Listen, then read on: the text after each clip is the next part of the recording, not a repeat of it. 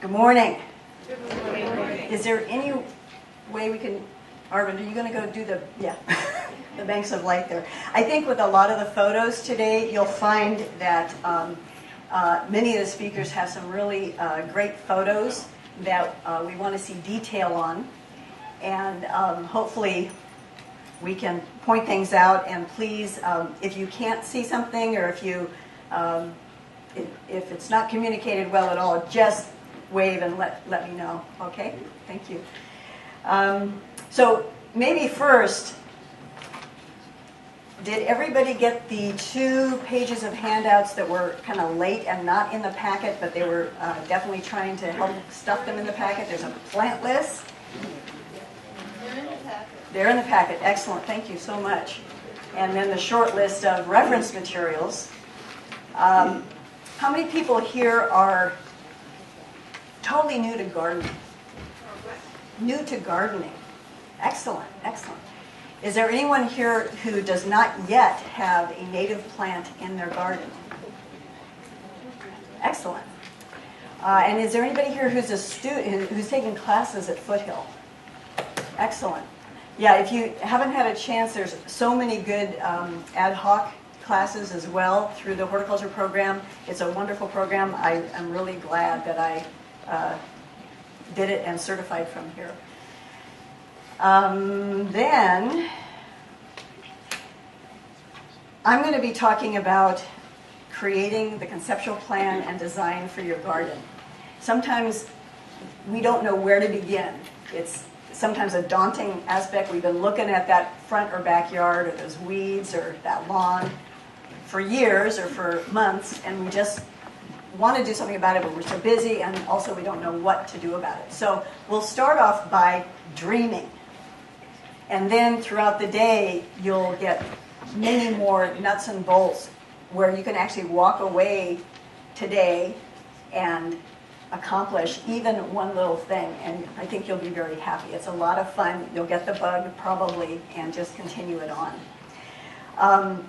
Within this first shot, what I am prompted to say is that we're going to be talking about lawn alternatives. And that doesn't just mean take out the turf and add back another swath of green. It could mean that, but we're also going to talk about alternatives to that swath of green. The main concern, I think, is the saving water, saving the ecological combination of occurrences that happen once you start planting healthy plants and plants that like to be where you live. Within these photos and on your plant list, you'll notice that we've got slide numbers on the left-hand side, and hopefully you can see the lower right-hand corner of each of these slides. That will reference you to what plants are on that photo. And usually what I find works really well in classes is you can walk out of here and go, I know I liked some of those photos, but I can't remember a thing about them.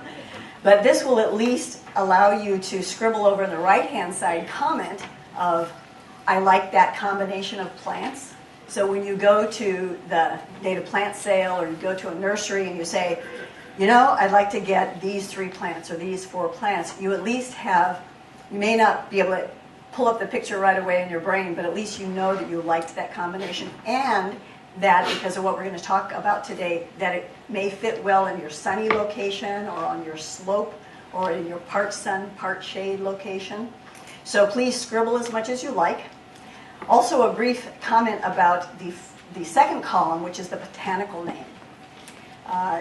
There's no exact way to pronounce these things correctly, and your tongue can get a little tied. So what I found is the important thing is just to bring the written word to the nursery with you and say, that's the plant I want, or that's a combination of plants that I want, because common names often get us into trouble. You can go to a nursery and say, I would like a rose. Well, they'll direct you over to the field of roses that are all different colors and shapes and that sort of thing. So instead, if you have the exact botanical name, then you're making sure that you get the plant that you want that's going to be best in your location. But there are common names here. Just don't go by them, please. Okay? So without further ado, let's look at a bunch of pretty pictures. This first photo is a small pocket backyard garden in Palo Alto. Are there people here from San Jose, more the south side of the valley? How about coming up into Cupertino and Mountain View and Sunnyvale, etc.? Great. Okay, then Palo Alto, Menlo Park, etc. And anybody further north in the hinterland of San Mateo, yeah, and all that. Good. Redwood City. Excellent. Salinas. Salinas. Wow. Marin. Marin. Wow. Nice. Wonderful. Where else? Fremont. Great. Okay, so we'll be talking about each of those locations as a group and how wonderful they each are separately in their own way as we go forward. So this is a type of garden you may have similarly where it's part shade, part sun, or changing throughout the day, as well as the heavy clay that we've got. Does anybody have heavy clay? Yeah. So within here, as you'll note from the plant list again, the yellow plant is a Solidago California, or goldenrod. The red plant is a Penstemon etonii. The green, grassy-looking thing is, in fact, a grass. It's Carex progressilis, and that's actually really good also as a lawn swath of green if you'd like to do that. And you can keep it fairly short or let it grow long like this. What's the other name for it? Now that Carex progressilis, Dune sedge. slide number 1. it's Dune sedge, yes. Is there any way you can use a pointer? Because Yes. they are colorblind people on the one. Oh, excellent. So this is the yellow Solidago right there. Can you see Yes, we see the point. Good, okay. And the red, Penstemon etonii, Carex progressilis. And this is leafy reedgrass, or Calamagrostis folioso. Really fabulous. Oops, where are you? Come back. There you are. Fabulous clumping grass. This is the Carex progressilis. Carex progressilis, why is that not pointing? Carex progressilis is a running grass. It'll run all over your lawn or a space, and that's a clumping grass. It won't run all over. It just expands its birth just like I am doing the older I get. And this back here is the, hello? Yes, Verbena lalicina. Yay! You get points if you call out from the audience. How much shade is Where was the Dischampsia? Dischampsia is back here in its bloom. You don't see the grass part of it, but you just see the nice bloom that stands up about 2 feet high. What is considered a native? I'd just like to touch on that briefly right now because how do we know? So how many people here were born in California? Are you native or are you naturalized? All right, so let's apply that to plants. There's a lot of plants that have been brought in since the Europeans arrived, but they become naturalized. So they may have been born here and propagated here, but they are naturalized. So what we're going to consider a native is anything that existed here before the first Europeans came. Because with every boat that landed on our shores, the doctor on the boat jumped off and became a botanist because they needed to go find medicines.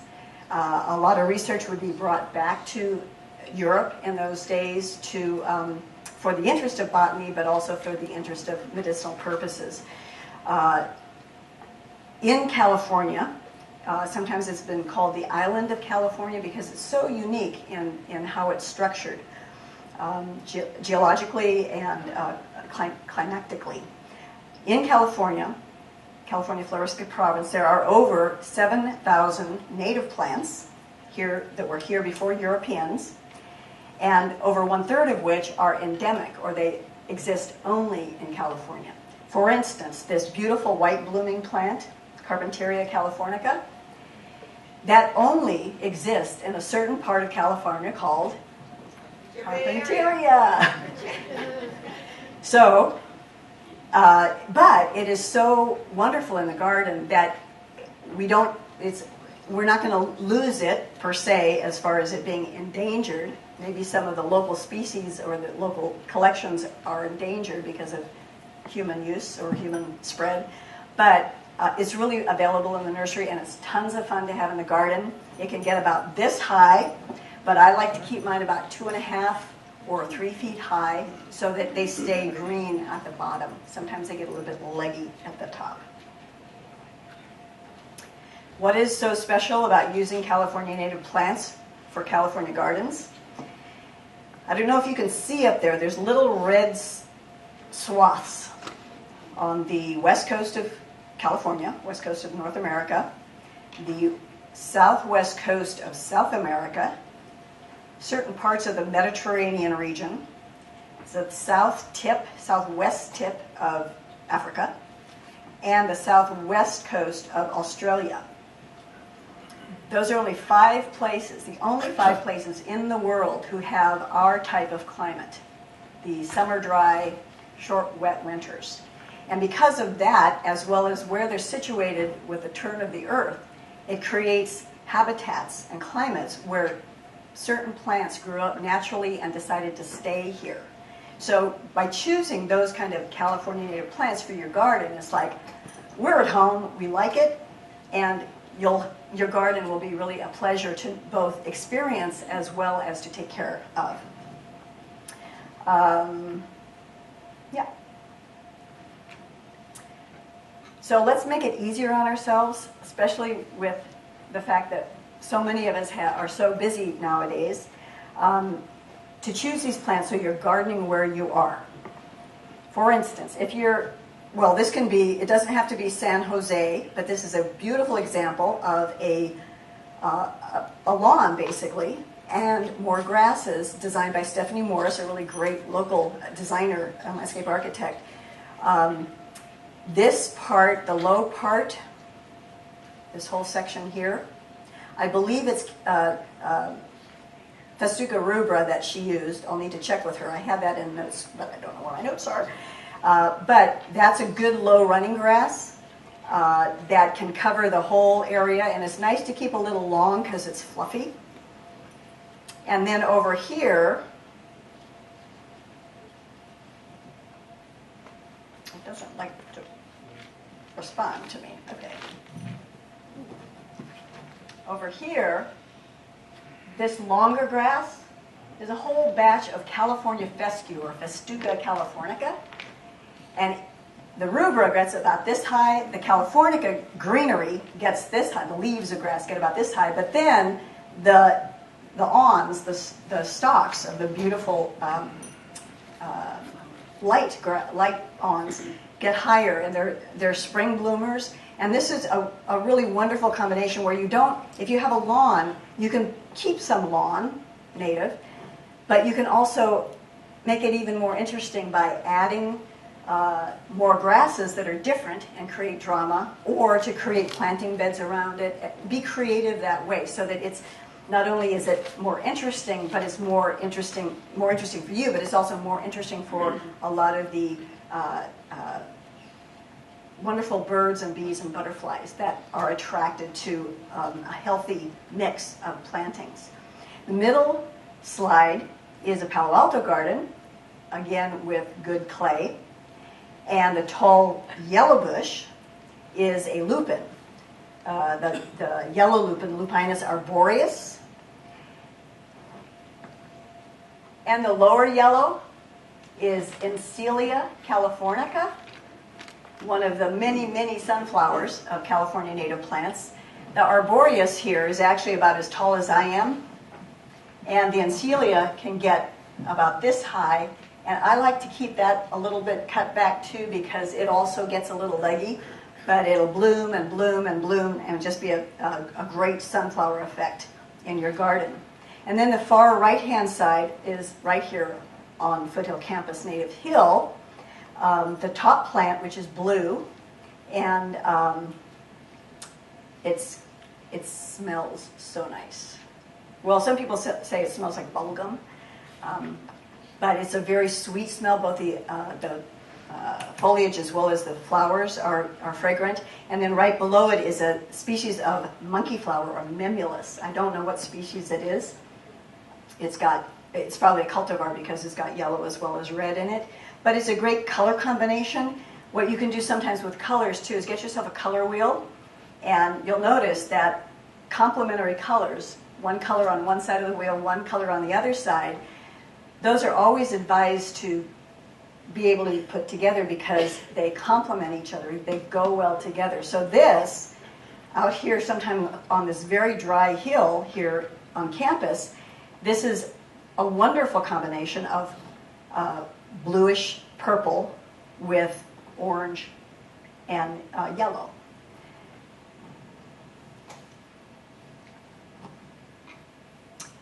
Lawns, because of the water and the chemicals required to keep them green, it might be better planted as California natives. This is a 8,000 square foot on the left-hand side lawn in Monte Sereno.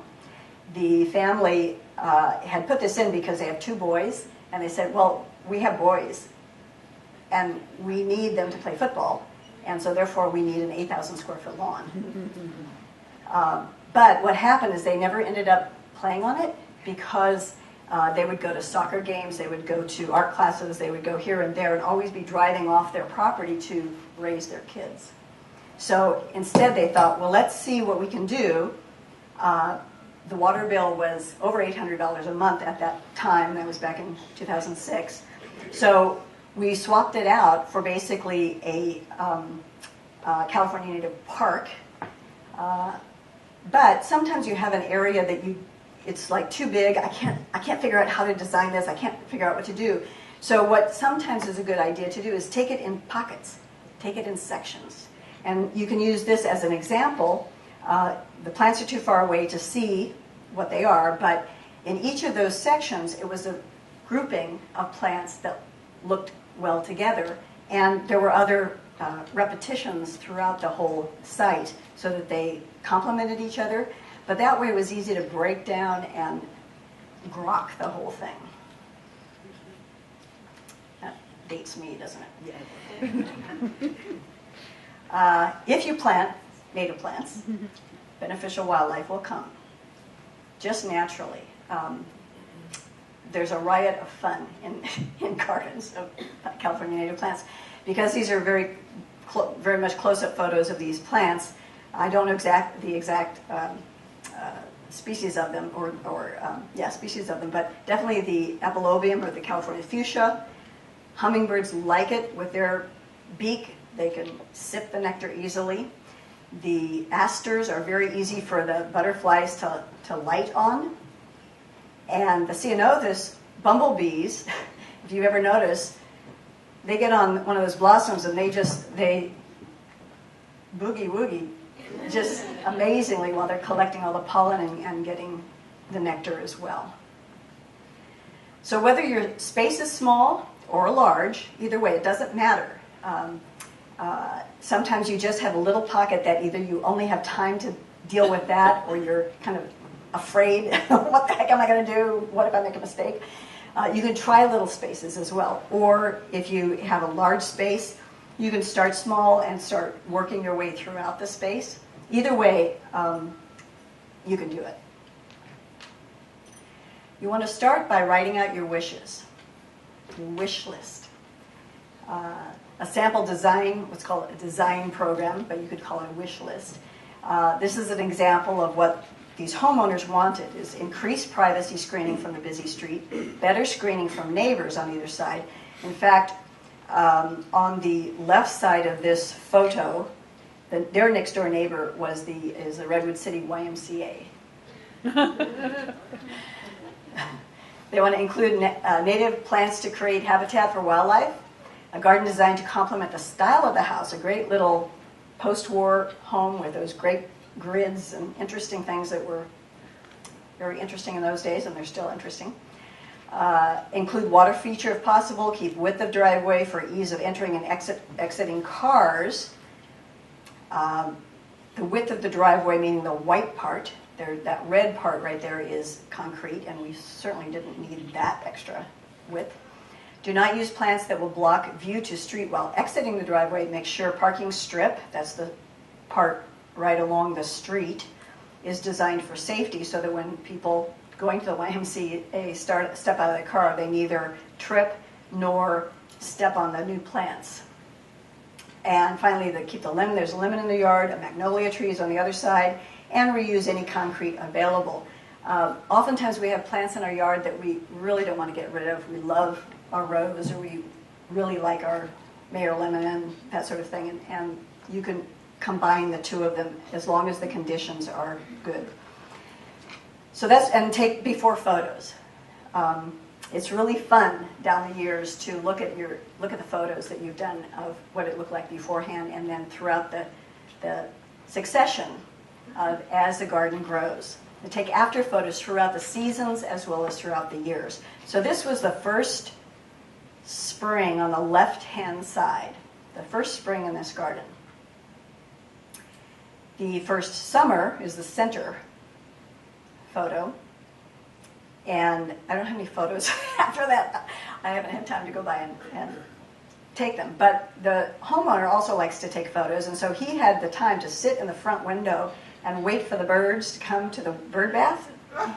So that's how he caught that really good close-up.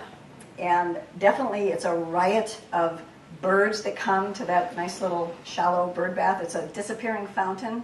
It's a kit that you can buy that is really fun to do. And so using the grid of the house or any other kind of decor or architecture of your house, you can kind of call that out. So we used we built mid-yard trellises to play off the existing porch banister and provide a foil to the view from the busy street. So it wasn't opaque, but it was just enough so that anybody walking by got confused, or from the house, it allowed a bit of a barrier.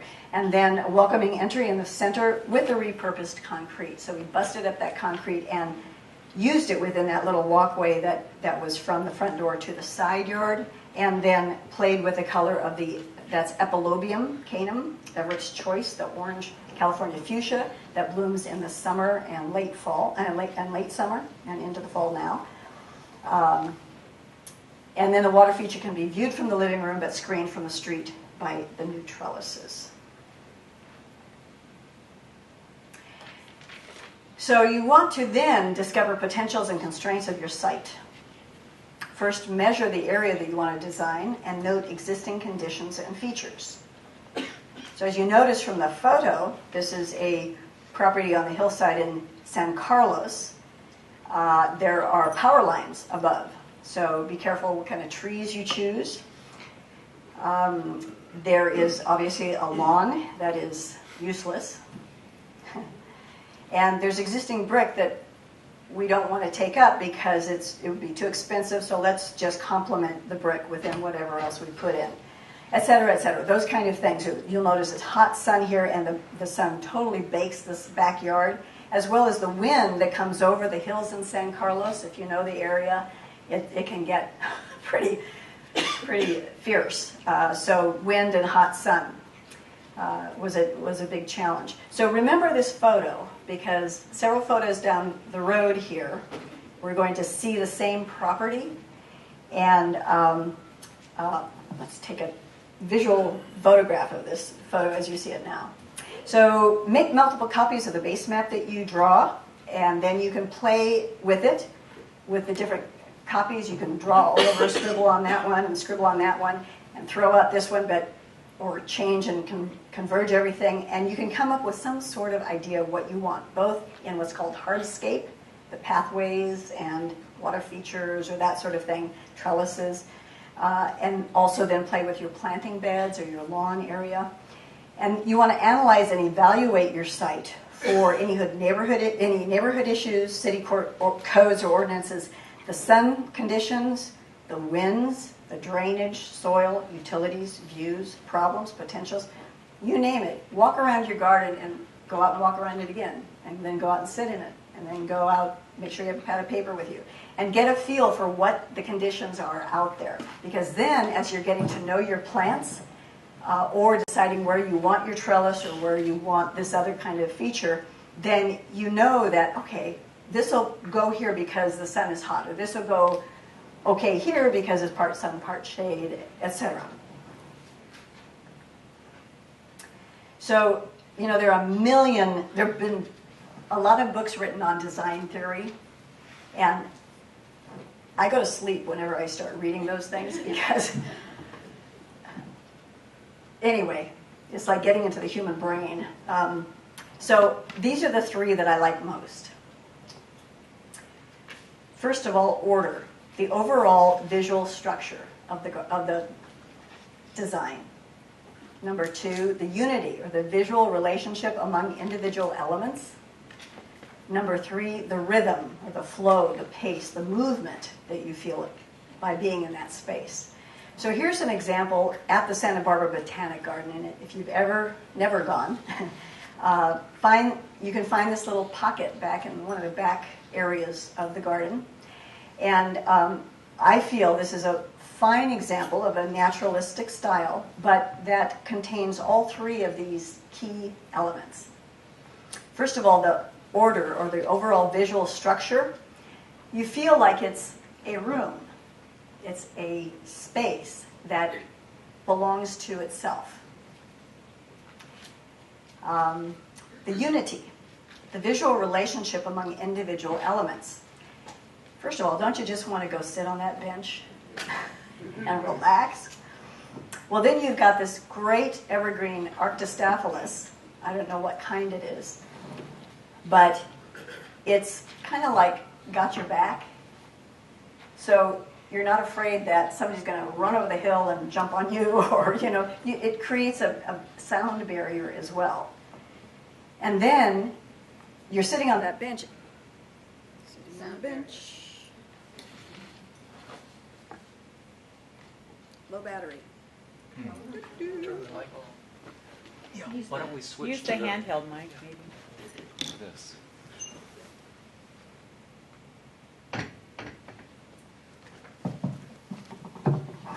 Yay for excellent preparation.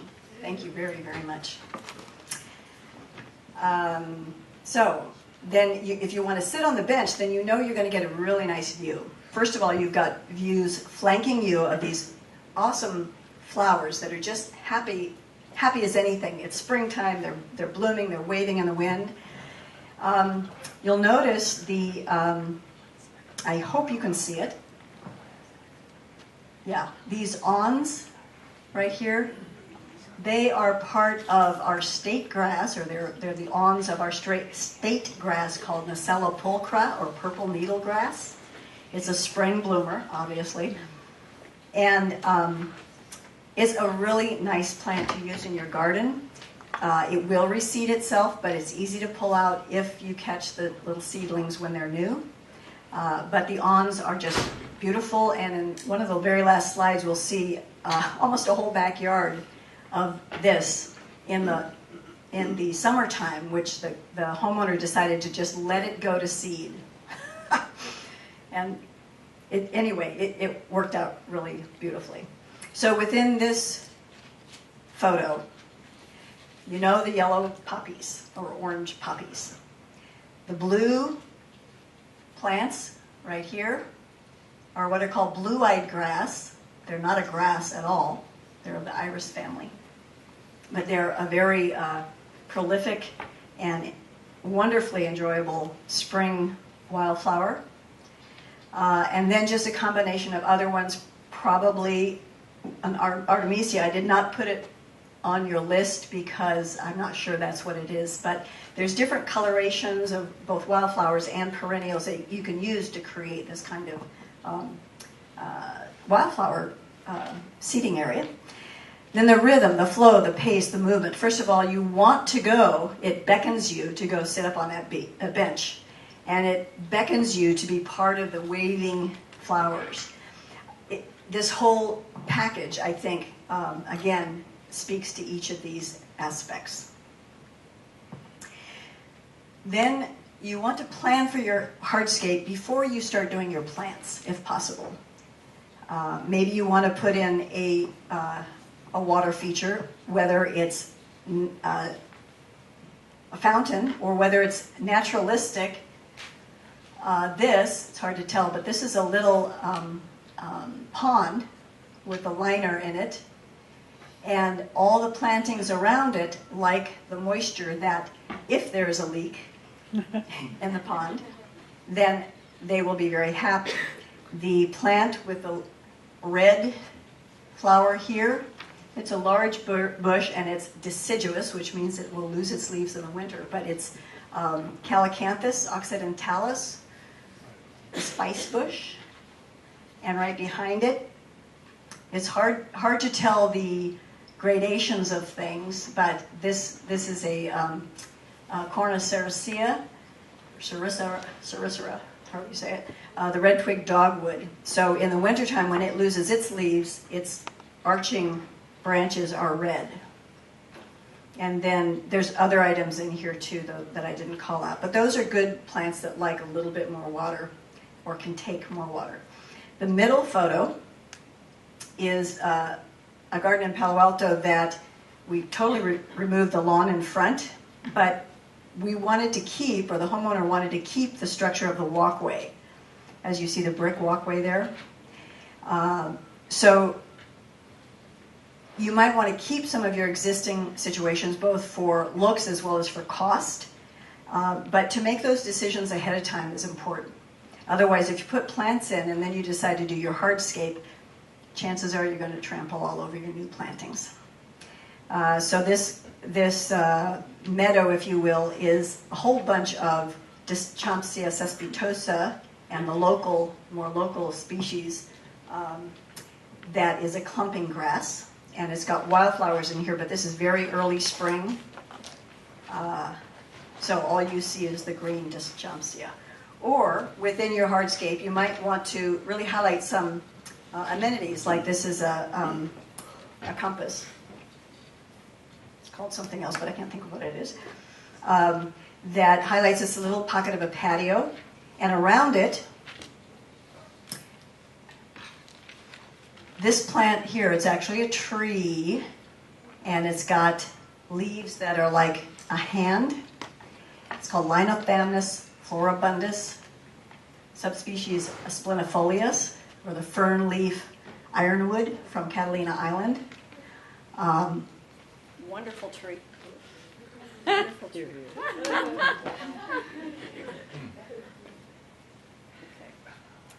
What did I do? It's on because the light is on. However, it might be having battery problems, like Low battery. Oh, All right. my God. Can you hear me? I hear you. Excellent.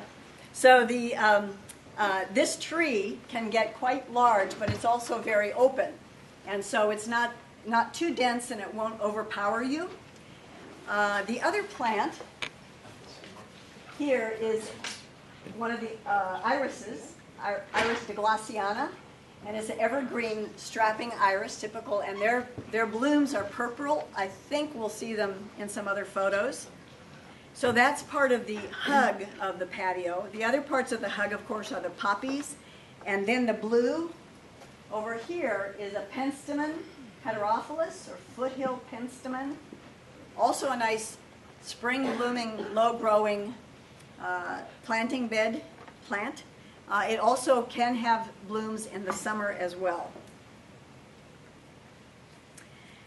Also in your hardscape, you can consider sustainable materials possibly, including broken up concrete. You can repurpose it in many different ways, but it's starting to be used so much that they've given it a fancy name, urbanite. Some people still don't like it, but nevertheless, it can work. Then tree stuff, what we did for here, this one in the middle, my neighbor cut down his tree and I saw the trunk there, and I was doing this play area for a client, and I thought, let's use that trunk, and we chopped it up. Wow, Arvind, magic, thank you. Can you hear me? Yeah. Yay, thank you very much. Okay, so, wait, let me get dressed again. So we chopped it up, and one thing, nowadays, of course, kids have helmets and knee pads and the whole thing about let's play on the lawn so they don't get themselves hurt. Is this too loud? No. Okay.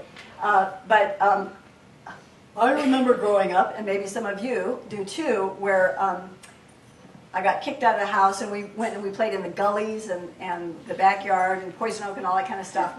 So what I learned, basically, that helped me learn how to dance. Because I had to step over things, I had to fall and go, oh, you know what, I don't want to go that direction.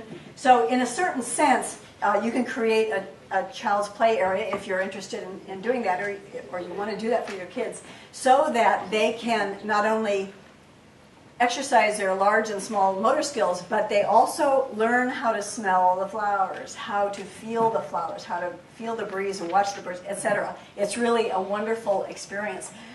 This same garden, they had 5 kids.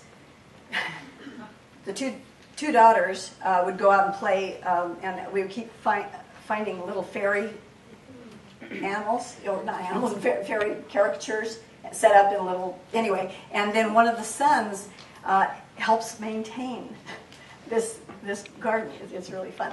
And it used to be an old soggy lawn, which they never played on. So then, on the right-hand side, using recycled redwood to make a trellis to mitigate the view of the bank parking lot in the backyard. Grown up with a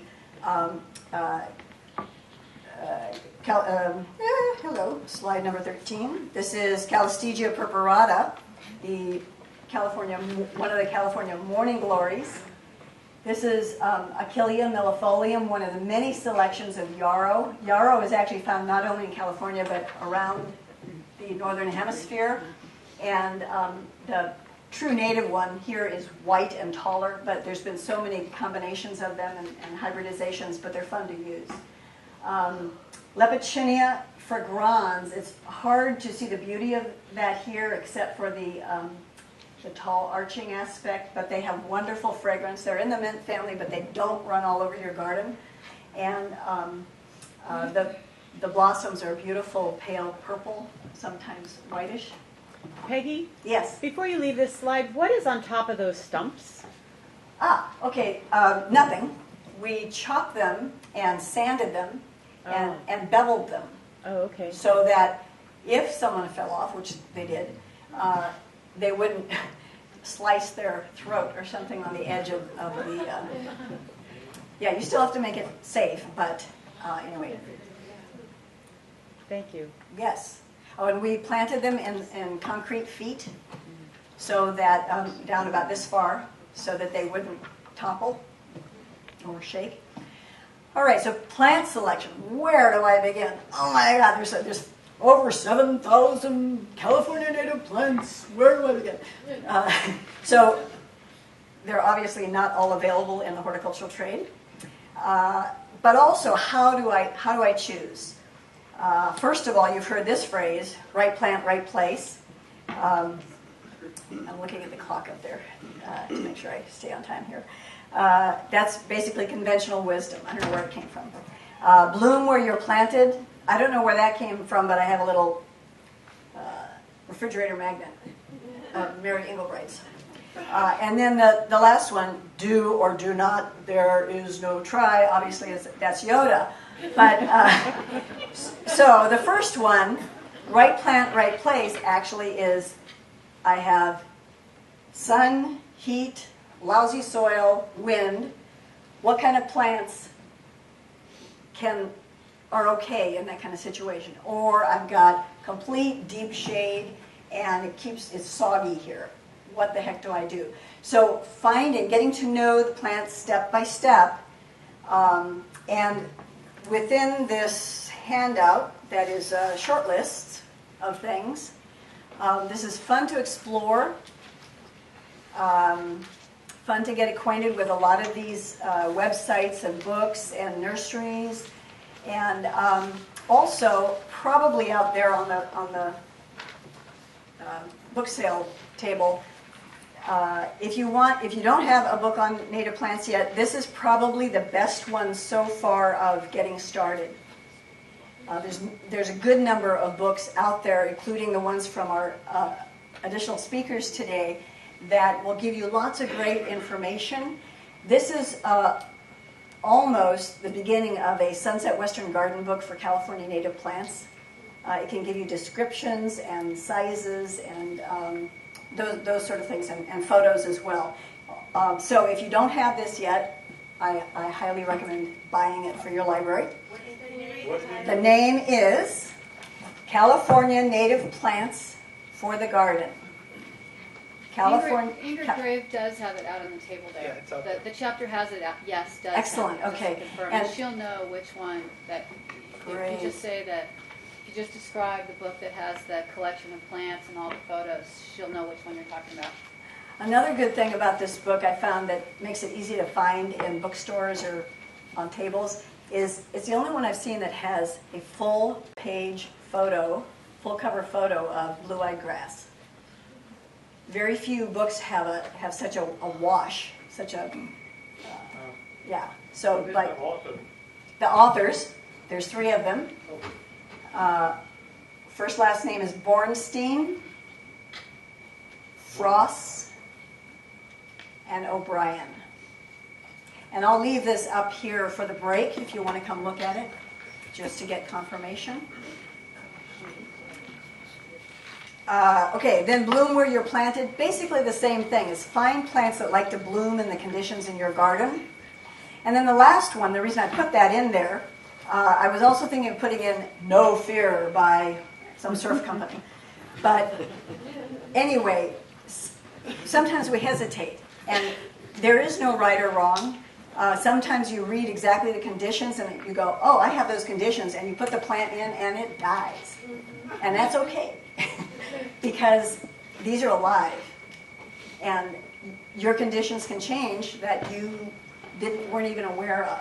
So the fun thing is to keep trying and keep playing. And even if you think these colors go well, but you put them in, you go, nah, that's terrible. So just play. Just do it. Just do it. And don't worry. There's no wrong. There's no accounting for design. You know, no right or wrong. Briefly, the California Floristic Province, you've heard, I think I've said that once today, you may have heard it before, but it includes this whole section of California. It doesn't know political, it doesn't know political boundaries. These are the conditions of the dry summer and the short, wet winters. Some places are shorter, wet winters than others. But basically, this is what's called the California Floristic Province, and it includes what are called plant communities, which will tell you the different conditions that those plants like to live in. For instance, a grassland. What lives in a grassland? Grasses, yay! But also a lot of our wildflowers and that sort of thing. If you have a chance to go on hikes by CNPS Santa Clara Valley Chapter, they're so fun because you start recognizing these plants that you want in your garden. You can go buy them at the sales and put them in, and there's something about it that gets really exciting. Then the mixed evergreen is kind of obvious. You have plants and trees and shrubs and bushes that are more evergreen, and then there's other aspects in that plant community. This book also talks about the plant communities and what description they are. Riparian means more moist, the ones along our natural springs. And even though... We got a lot of feedback on that for some reason. Oh, okay. I'm not sure why. Is that the squeal? Yeah. Ooh. Do you have the other Try microphone? pushing mics. You have that I one? can do the handhelds, yeah. Is that on? It's off. Okay, let's Oh, maybe. try this one instead. Let's see if that works a little better. Sounds terrible, doesn't it? Yeah, it's just getting worse. Is it off now? Hmm. Restart that. So all the mics are off? Technical difficulties. Okay, so the riparian areas are. Something has nothing to do with the mics. All right, I'll just.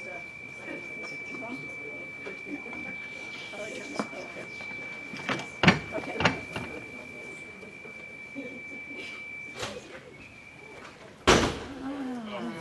It's the door. Oops. Okay.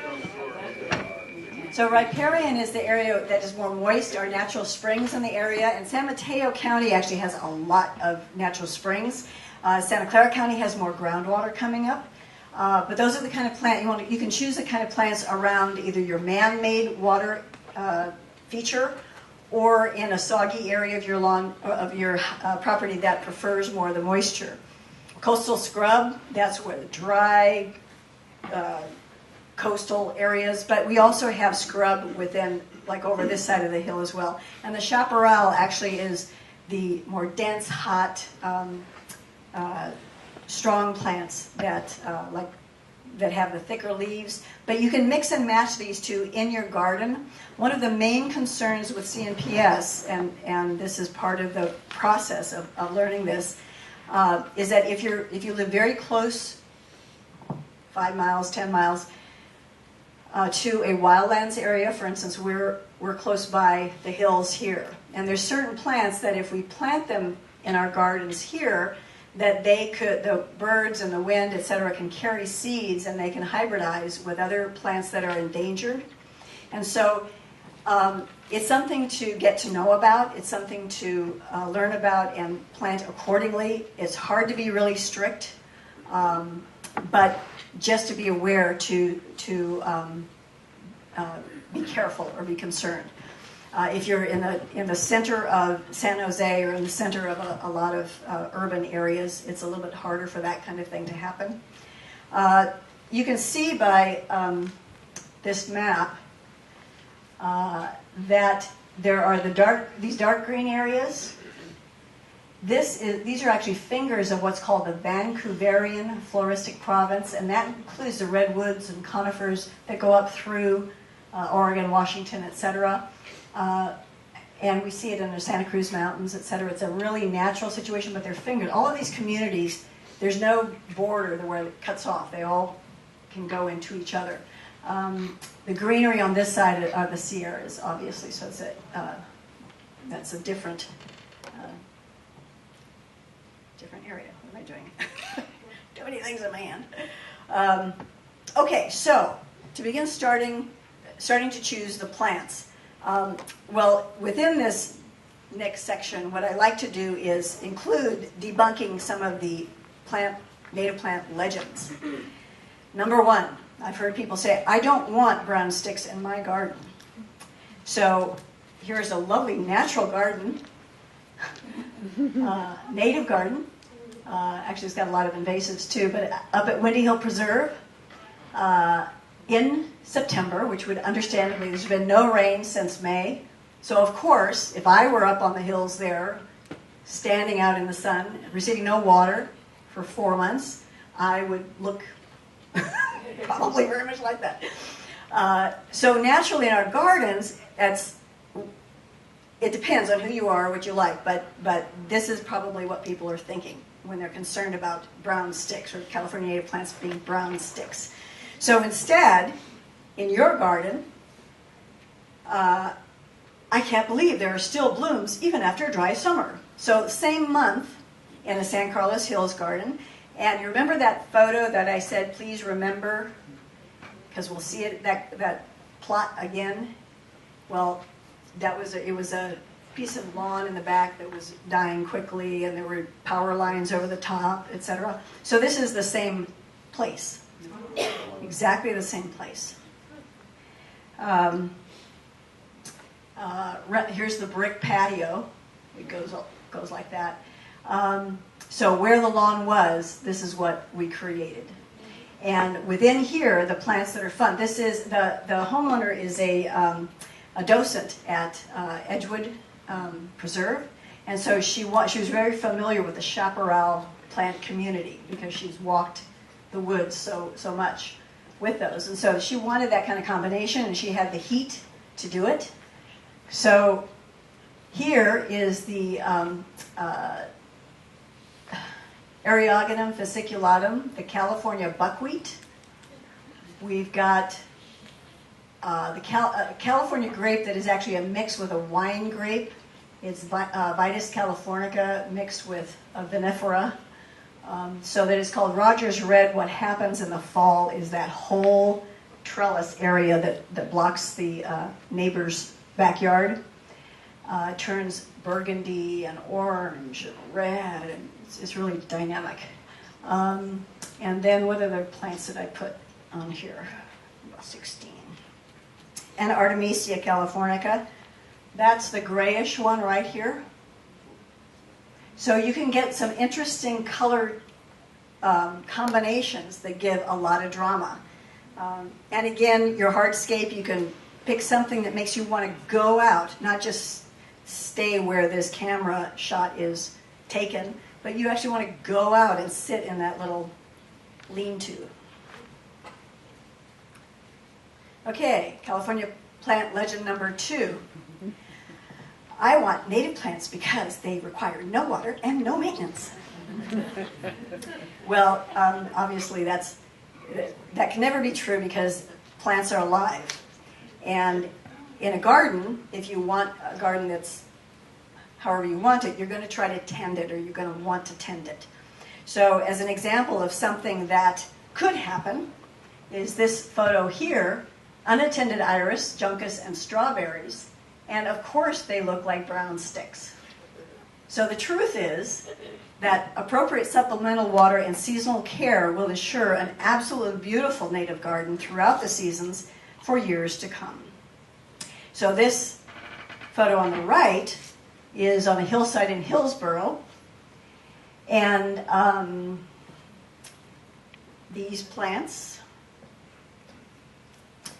the white one, white flowered, is the Achillea millefolium, the local native species of it. The tall stalks here are the you know what? This is the wrong plant. I have it down here as Festuca californica. It's wrong. Cross that out, please. And write this down. Spell it however you want. Muhlenbergia. Muhlenbergia. Just spell it. Phonetically. Muhlenbergia rigans. Rigans. Otherwise known as deer grass. And there's another one listed on here so that when you take this home you can change the spelling. But the deer grass has these long stalks that are just starting to come out because this is mid to late spring probably. The deer grass fully blooms in the summer. It's a very strong dynamic plant. And then the last plant that's listed on your list up here with the purple-blue flowers, deep purple blue, is the Salvia clevelandii Winifred Gilman. Winifred Gilman is a selection because of the deep blue purple awns. Oops, sorry. Okay, finally, California native plant legend number 3, but they are only colorful and interesting in spring. Legend debunked. Look at that dramatic seasonal garden. So this is a garden in Palo Alto, and springtime and fall. So here's this Rogers Red grape, and here's the Rogers Red grape. And here's the Arctostaphylos pajaroensis, and here's the Arctostaphylos pajaroensis. These are the Penstemon heterophilus, There's another penstemon listed there. I think it's Spectabilis that we've got. And those are tall stalks. That's more from Southern California, but it works in the garden. If you plant it, I usually plant it in the middle of things because as it starts going down after the bloom, it looks really terrible. So you can hide it with other plants. And this is Horkelia. Did I write that in? Horkelia for this slide number 18. It's a great ground cover, if I did write it in. You wrote it in 13. Okay. So it's also written on slide number 13. I didn't call it out. You can get it at Bay Natives. There is also the Berberis, small version, Berberis repens, and some more of the Eriogonum fasciculatum, California buckwheat, and then the beginnings of the Muhlenbergia rigens, or the ending blossoms of the Muhlenbergia rigens.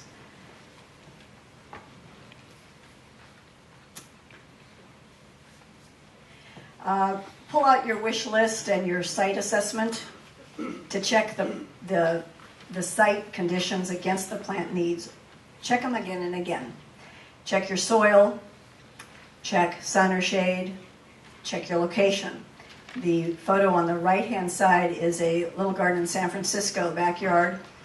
And, of course, you get the wind from the bay. All that green spot is not a lawn. It is oxalis. So part of the installation and continued maintenance is chasing oxalis.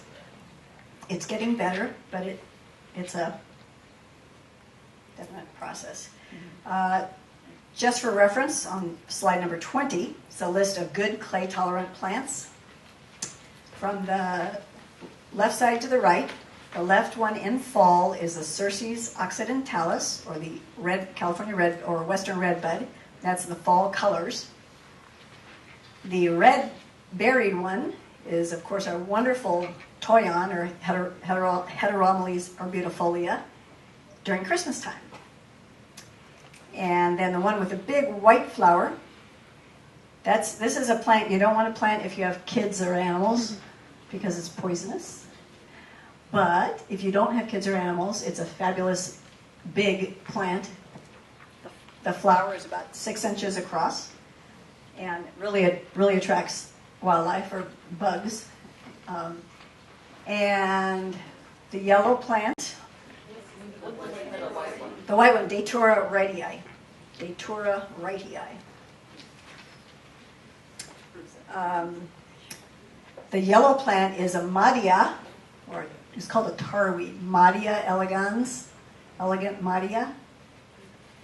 This is a milkweed, the Asclepias narrow milkweed. Asclepias what? Fascicular. Thank you, yay. 1 point. And then the photo over here is around a little vegetable bed. So we've got Sedalciae malviflora, a nice grassland native. And this is Carex tumulicola, another type of Carex. And if you get it from the nursery, say not Carex divulsa. They may have on their tag Carex tumulicola, parentheses, divulsa. But divulsa is Russian. It's okay, but it's not California native. So instead, try to get these from a straight native nursery, because then you'll most likely get the straight species. Then if you have clay, then one of the best things to help that soil work through itself is something I learned here at Foothill. When you need it, organic material. Also containers, if you have a little area, you want to scrape your lawn or whatever, but on the edging you have some conditions that are iffy. You can use containers to plant because you can control and manage the drainage. and the water, sun, shade, and that sort of thing. On the left-hand side, you've got succulents such as the Dudleyias. Dudleya lanceolata, you can tell by the lance-shaped leaves. And then the gray ones are the sedum, and the red blooms are from the other Dudleya, whatever that one is. And in the middle is a little mint, Saturasia, no, that's not right. Monardella macrantha. That's more of a Southern California plant too, but if you can find it, it's really a nice plant to deal with. And then a fern that I really like, and sometimes you can get it up at Yerba Buena Nursery, is Palea mucronata. It's a dry fern, little bird's foot fern. Then what's your style? Is it naturalistic? Is it traditional, like the top right-hand corner? Or is it a modern? The upper right-hand corner is a good example of mixing natives with non-natives that you just don't want to get rid of. Here are the roses that the homeowner wanted. This is more Rogers Red Grape. And this is a Lepidoptera fragrans, which is a very dry plant. So you can control your irrigation depending upon how you lay it out or how many emitters you put on things, which will be talked about before long here. And then this modern style, no irrigation, just a couple of deep waterings in the summertime and cut back the awns in February, and that's it. That's all the care that garden gets. Include textures for visual interest. You can add Asarum caudatum, the ginger, wild ginger, for a soft touch in the shade with a little bit more moisture. And in the back there with the strappy leaves, those are some of our Iris douglassiana, or Pacific Coast Hybrid, PCH, Pacific Coast Hybrid, not Pacific Coast Highway. Or here's my spelling error that I caught this morning, Coarse. A coarse texture here. This is in the shade with some sun, but the Fragaria vesca, or the woodland strawberry, and then Melica grass, it's a single one. We didn't put in a batch of them, but this little Melica grass just looked great up against, or within this kind of coarse-looking field of strawberries, and then the drooping of the arborvitae that is a non-native plant there. Or you could do a mix within for texture. Here's another deer grass, or Muhlenbergia rigans. This is in spring, so it doesn't quite have its awns going yet. Right behind it is a Salvia apiana. Awesome plant. Drama, if you like drama, do that. And here we have some more Datura. And here is Rhamnus californica, Mound San Bruno, named for where it was selected from, I believe, at Mound San Bruno. And here's the same. This is that same house that we've seen a couple of times with the seasonal color. More Rogers Red Grape along here, and I might have called out Achillea, but maybe I don't think I did. Use of colors for blossoms, foliage, and berries to set a mood. So on the left-hand side, single colors or similar colors or monochromatic colors usually calm things down. So this is a simple gravel patio tucked away in the corner of a garden with Carex tumulicola. In the middle, seasonal. So this is early spring, late winter, where these awesome flowers on the Garrya elliptica, which grows to be a large shrub, but you can prune it so it's a little bit not quite so large. It's got evergreen leaves. You can see them here. They're tough and probably about 2 inches long. The gray bark here is from a buckwheat that started growing up in the middle of this whole situation here. Buckeye. Buckeye, I'm sorry. Thank you. Buckeye, California buckeye, Aeschylus californica. And then in the background, you see the toyon again, the Heteromles arbustifolia. That is one plant, but this plant prunes really well and even can be espaliered wonderfully. And then the riotous colors of spring. Here's that Redwood City YMCA garden again. During springtime, the ceanothus skylark and the Encelia californica. And you can see a little baby. I don't think I called it out, but this is just the starting growth of another Vitis californica, Rogers red, that right now is growing all over the top of that trellis if you drive by there.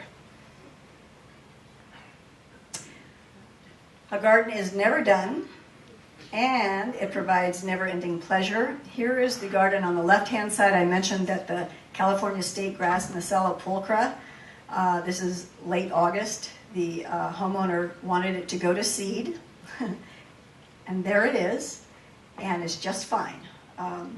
Makes a beautiful effect if you like this kind of color. On the right-hand top, really interesting combination for texture. I never thought it would work, or it was a surprise to me, but in the background, this is the relative, sister-brother, to Nacella pulchra. This is Nacella cernua, or nodding needle grass, in the background of a branch of a Lonicera involucrata, or a twinberry. I use twinberry a lot because I just love it. It has arching branches and cute little twin flowers in the spring, and then it's named for the summer berries, which come in twos, twinberry, and are enjoyed by wildlife. It is partially deciduous, and it can be trimmed and trained to whatever shape you like, basically. And the lower right-hand photo, remember that garden with all the oxalis in it? This is what's there now, is these Pacific Coast hybrid iris called Pajaro Dunes. I haven't found it for a long time, and if you find it, let me know, because I'd love to plant up some more. It's kind of a rare coloration of a salmony color with burgundy. And then this is Asarum caudatum. This little pop of a thing down here is, it's hard to see, but it's got little purple flowers. That's one of our violas. And I think that's all I call that in there. So basically, garden design using California native plants brings it all back home. You feel differently in your garden as you plant these things up and start taking care of them throughout the season.